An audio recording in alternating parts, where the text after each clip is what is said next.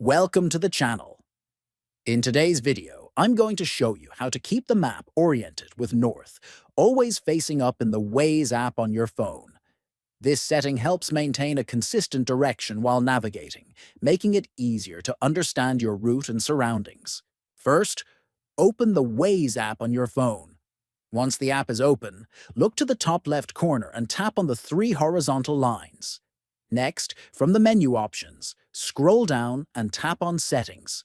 Then, find and select Map Display. Finally, find the option labeled Keep Map North Up and turn it on. This ensures that the map orientation stays fixed with north at the top of the screen, rather than rotating based on your driving direction. By following these simple steps, you can easily keep your map north-oriented in the Waze app, which can improve your navigation experience, especially if you prefer a stable reference point.